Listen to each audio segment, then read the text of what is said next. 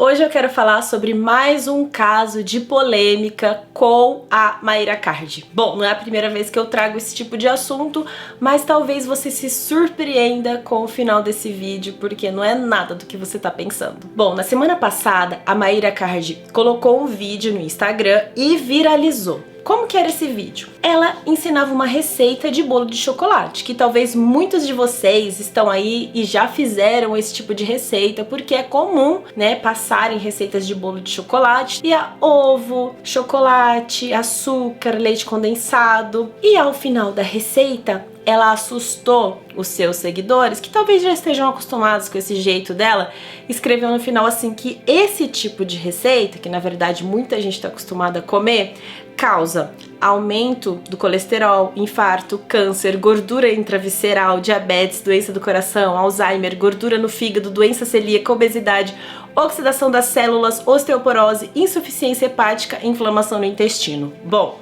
como eu disse, os seguidores dela acostumados, né, com esse jeito dela, mas por que viralizou? Porque vários profissionais da saúde, principalmente nutricionistas, começaram a repostar, fazer remix com esse vídeo, falando mal da Mayra, dizendo que ela pratica terror nutricional. Inclusive, o marido da Ivete Sangalo, que é nutricionista, fez isso e deu uma grande repercussão. Eu só vi um nutricionista apoiando o posicionamento da Mayra, que foi o Eduardo Coraça, que é um nutri crudívoro, que tem uma alimentação extremamente limpa. Bom, lógico que a Mayra tá acostumada com esse tipo de marketing de causar polêmica, não é de hoje que ela faz isso, e ela postou sim pra causar. Logo que causou esse rebuliço na internet, com certeza muitas pessoas que não a conheciam ainda foram lá pro canal dela, pro perfil dela, e logo em seguida ela lançou mais uma vez o seu curso lá de emagrecimento e com certeza faturou milhões como sempre. A gente sabe que ela pratica esse tipo de marketing, é normal ela fazer isso. Nessa mesma semana, ela se envolveu num bafafá lá com a esposa de um jogador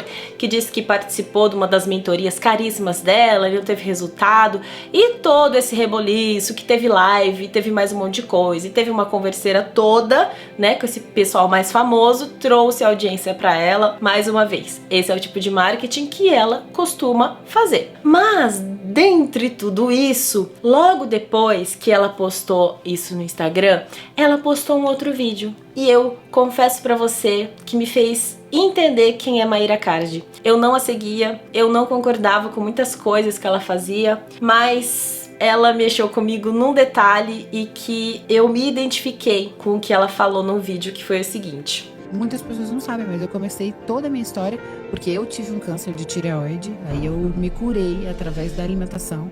Depois eu perdi o meu pai de câncer. Então a alimentação pra mim, ela é minha vida mesmo, sabe? E ela diz: tudo que eu construí, esse meu propósito de emagrecimento, na verdade tem a ver com vida. Começou com vida. Eu não teria vida hoje se eu não tivesse mudado a alimentação. Ela ainda complementa falando: se você come o que Deus fez, é impossível você estar em sobrepeso. Deus é perfeito, ele não erra. O homem veio e deu seu toque especial criando produtos alimentícios, que na verdade são eles que fazem as pessoas engordarem. Além disso, ainda faz as pessoas adoecerem, terem câncer, problema no intestino, problemas de depressão e muitos outros problemas de saúde. É a alimentação que causa. E ela reforça: a alimentação é a minha vida. Bom, eu achei muito legal esse relato dela, realmente tocou no meu coração, porque me fez vê-la de uma forma diferente. Realmente eu acredito que a gente não pode julgar as outras pessoas e a relação que elas têm com a comida, tanto quando é uma relação boa, como quando é uma relação ruim. Tem pessoas que têm aversão à comida, desenvolvem ali uma anorexia, uma bulimia. Já outras pessoas desenvolvem uma compulsão alimentar. Algumas pessoas são extremamente radicais com a comida. Outras pessoas pegam mais leve, praticam o equilíbrio. E aí a gente vai vendo que cada pessoa tem a sua história. E a gente simplesmente não pode julgar o outro pela forma que ele enxerga e fala e come. porque muitas vezes um transtorno alimentar, ele vem por condições psicológicas, de história, de traumas. Eu não sei se você já ouviu falar disso, mas muitos casos de mulheres que têm sobrepeso e até obesidade, elas usam o peso como uma forma de se defender, porque um dia na sua infância foram abusadas. Então elas usam a gordura como uma proteção, como uma forma de afastar os homens. Tem também aquela coisa do comer afetivo, porque lembra a avó, porque lembra a mãe, e aí já não tem mais a mãe, ou tinha uma relação difícil, ou um dia passou fome.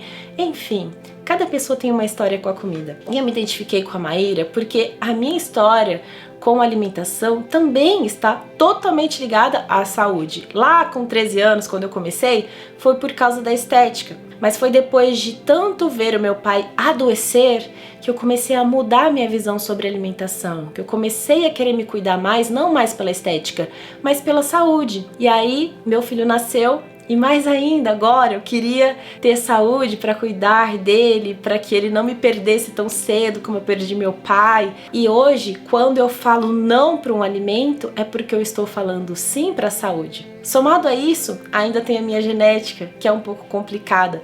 Eu tenho intolerâncias e alergias a vários alimentos. Se você já é inscrita aqui no canal já há algum tempo, você sabe, eu já contei a minha história de alergias alimentares que eu descobri esse ano, inclusive, em fevereiro. Eu tenho alergia a vários alimentos, a leite, todos os seus derivados, a amendoim, a clara de ovo, a glúten, eu tenho intolerância à histamina e já entra mais um monte de alimento. E quando eu me vi, o ano passado e um pouquinho mais atrás, eu me vi com várias doenças, cheguei a ser hospitalizada. Eu entendi que a alimentação ainda era algo mais importante ainda para minha saúde. Que me abster de alguns alimentos não era simplesmente uma neurose ou uma preocupação demasiada com o corpo, com o shape, porque as pessoas me veem muito na academia e acham que eu tô lá porque é o shape que me importa, que me interessa. E quando eu falo não para uma pizza, para um sorvete, para um chocolate ou para coisas que tá todo mundo comendo, é por causa do shape. Mas não, esses alimentos que eu tenho intolerâncias e alergias, eles me fazem um mal absurdo. Eles fazem com que o meu corpo, ative o sistema imune e acaba me atacando, me trazendo várias doenças e coisas que são horríveis de se viver. E eu senti na pele a dificuldade, a dor de viver por 1 ano e meio comendo alimentos que estavam me destruindo. Então, quando eu falo não para um alimento, é exatamente porque eu preciso ter saúde. E muita gente me acha neurótica. Por quê? Quando você elimina esses alimentos que eu disse aqui, ovos, leite, glúten, aí entra sorvete, queijo e tudo mais, não tem praticamente alimento que as pessoas comem que eu também como. Numa confraternização tem salgadinho, tem pizza, tem pastel, tem bolo, tem docinho, não posso comer nada disso. E aí as pessoas acham que eu não como porque eu quero ficar com o corpo bonito, mas na verdade eu não como pela minha saúde. E é assim, é a saúde imediata mesmo. Eu não tô pensando naquela saúde pra viver mais lá na frente, pra ser centenária, não. Se eu como, no outro dia eu estou na cama. Então assim, essa é a minha relação com a comida, que começou com meu pai, que daí veio à tona a minha genética. Nós não podemos julgar as pessoas pela relação que elas têm com a comida, porque a gente não entende o contexto delas. Uma vez, já faz alguns anos, eu vi uma neurocientista que ela é bem conhecida, a doutora Rosana Alves. Ela não fala isso muito nas redes sociais, mas ela falou na sua palestra a relação dela com a comida. Ela também, acho que ela tem mais alergias e intolerâncias do que eu. Ela diz que um dos poucos alimentos que ela pode comer que não faz mal para ela é a carne vermelha. Ela não pode frutas, castanhas, cereais. Então ela é bem magrinha. E aí ela fala assim, é mais fácil perguntar o que eu posso comer, porque eu não posso comer praticamente nada. Imagina que eu veja ela colocando um prato de comida e de repente não coloca vegetais, não coloca cereais, não colocam coisas ali que são comuns e eu julgo o prato da pessoa. Não posso, porque eu não sei o que tá por trás daquilo. Eu não sei o que tá por trás de um histórico, de uma vida, de um corpo. Eu não posso julgar as pessoas pela forma que elas falam dos alimentos, pelo que elas comem, pelo seu prato. A gente não pode fazer isso. Cada dia eu tenho aprendido mais sobre isso. Por quê? É sobre individualidade. É sobre Deus fez cada um nas suas perfeições e nas suas imperfeições, na sua fisiologia, na forma com que o seu corpo recebe algum tipo de alimento. E sabe, eu ouço muito pessoas falando assim: parei de seguir porque a Grazi tem uma vida perfeita, porque ela nunca come nada de errado, porque ela pinta uma vida que ninguém conseguiria viver. Gente, essa é a vida que eu preciso viver, não é nem o que eu quero, que eu escolhi. Enfim, é maravilhoso comer saudável? Sim, mas a minha linha do saudável vai muito além. Por exemplo, eu tenho que tomar cuidado com a quantidade que eu como de banana, de lentilha, de grão de bico, de morango, de kiwi. Eu tenho que tomar cuidado com algumas frutas, com leguminosas, com cogumelos, com coisas saudáveis, com coisa que uma pessoa olha e fala: por que ela não come isso? Eu tenho que tomar cuidado com tofu, que é algo que eu amo e sempre comi bastante. Mas nunca entendi, por exemplo, que quando eu comia, o meu intestino ficava extremamente solto. E eu ficava a vida inteira com aquele intestino solto demais. E eu não sabia o que estava acontecendo. E depois de fazer alguns exames, eu entendi que eu não tenho o suficiente de uma enzima que ajuda na digestão destes alimentos. Então, esses alimentos atrapalham a minha flora intestinal. E sim, são alimentos saudáveis, não é frescura. Nem aquelas escolhas que eu faço de não comer os alimentos não saudáveis, que me prejudicam demais, mas também alguns alimentos saudáveis. E aí a gente vê as pessoas carregadas de julgamentos, de não quero ficar perto de você, você me faz mal, você é tóxica pra mim, antes de entender um contexto. E eu tô falando isso, gente, não é pra me fazer de coitadinha, não. Eu muito pelo contrário, eu não sou uma coitadinha. Eu agradeço a Deus o fato de ter tido a oportunidade de ter feito exames, que não são exames baratos, e descoberto tudo isso. Eu não me lamento, eu não reclamo disso. Eu simplesmente agradeço a Deus a oportunidade de ter descoberto isso e poder ter mais saúde a partir disso. Eu só quero te dizer que talvez, não sobre mim, mas talvez você esteja julgando alguém que está do seu lado. Às vezes alguém até que esperaria algo a mais de você por ser uma pessoa que você ama. Às vezes você quer exigir do seu marido, da sua mãe, dos seus filhos, né, quando já são maiores e tal, você quer exigir um posicionamento deles em relação a alguma alimentação que eles não têm ainda capacidade emocional, psicológica de mudar naquele momento. Então que a gente possa ter mais empatia com o outro, com a forma que o outro enxerga a alimentação, a vida, o estilo de vida, a forma de viver, que a gente esteja assim disposto a ajudar, mas sem julgamentos, sem imposições, sem achar que nós somos donos da verdade. Eu entendi, quando eu descobri que eu tenho esse tipo de intolerância até a alimentos saudáveis, que eu não posso virar para alguém e falar: olha, essa alimentação é perfeita e todo mundo tem que praticar isso. Eu fazia isso antes. Eu achava que uma alimentação à base de vegetais, plantas, era a alimentação perfeita para todo ser humano. Espera, Deus fez cada um diferente. E infelizmente o pecado trouxe doenças, trouxe genética ruim, e nem todo mundo vai se adaptar com o tipo de alimento que eu imaginava ser perfeito. Olha, a gente tem que pensar nisso, e só a maturidade, só o tempo, e só a nossa história, e só a nossa vivência vai nos trazendo as condições de ter mais empatia pelo outro. E sabe, às vezes eu me preocupo um pouco, sim, com o posicionamento de alguns profissionais na internet, que eles falam: ah, glúten não inflama, leite também não inflama. E eles falam isso como se estivesse falando para a população geral. Calma, um alimento que realmente é considerado inflamatório para a maioria das pessoas, como que eu posso dizer que não inflama? Aí a gente vê pessoas com sinusite, bronquite, artrite e várias doenças que têm a ver sim com a inflamação do corpo. A gente vê essas pessoas doentes e seguindo essas regras para toda a população, sendo que cada um é único. Sim, tem gente que não tem problema com glúten e lactose e caseína, tem, mas tem muita gente que tem. E às vezes a pessoa acha normal viver doente, viver com dor de cabeça, com enxaqueca, viver indisposto, com insônia, com depressão, com ansiedade. E aí o alimento não tem nada com isso. Eu vou te afirmar uma coisa, eu sempre falo, 98% dos problemas do ser humano de saúde estão ligados com a comida, porque a comida é o combustível do corpo. Então, se você tem genes ruins, a comida vai ativar ou desativar os seus genes ruins, independente de você ter nascido com aquela doença ou não. Então, não podemos deixar de analisar a individualidade, mas também não podemos deixar de observar o holismo. O que é o holismo? Olhar para o ser humano como um todo. Peraí, tá dormindo bem? Tem problemas na pele? Tem problemas de saúde? Tem problema no intestino? Tem problemas respiratórios? Tem problemas reumáticos? Que tipo de problema que tem? Então vamos analisar como que tá essa alimentação, porque ela muitas vezes que tá ativando e desativando genes que são às vezes maléficos. A minha luta incessante é para que você tenha autoconhecimento, para que você explore, entenda o seu corpo, questione toda vez que você ficou doente. Será que alguma coisa me estressou?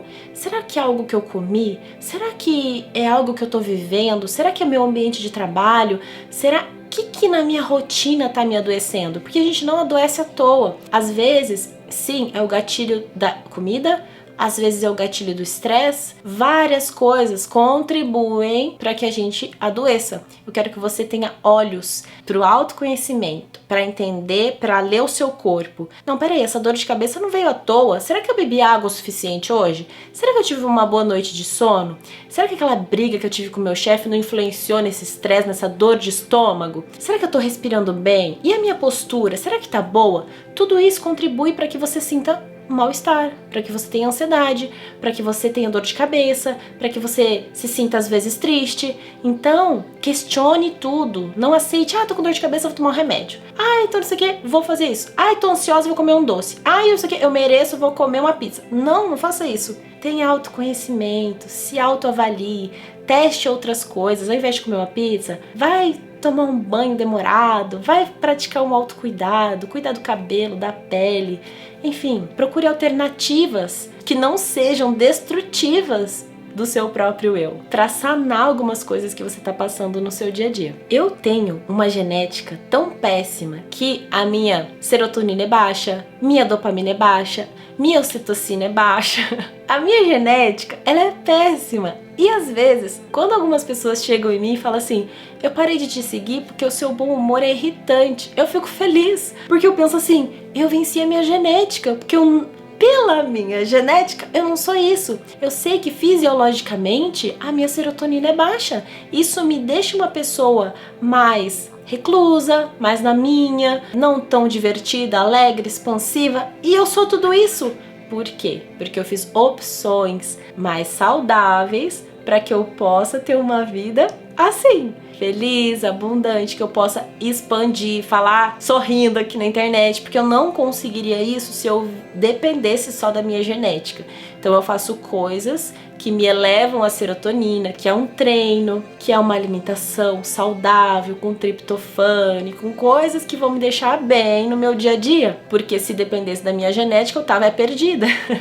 Vocês iam me deixar de me seguir pelo meu mau humor e não pelo meu bom humor. E você sabe que eu lembro de uma fase da minha vida que eu era assim, que eu era mais quieta, que eu era mais pessimista, que eu olhava a vida não dessa forma que eu vejo hoje. É possível ser feliz, abundante, é possível ter uma vida incrível, com problemas, lógico, mas mesmo assim ter um olhar positivo sobre as coisas, até sobre os problemas. Eu costumo dizer assim, tô com dor de cabeça. Não, mas se eu tô com dor, é porque eu tenho cabeça, porque se eu não tivesse, daí eu não teria.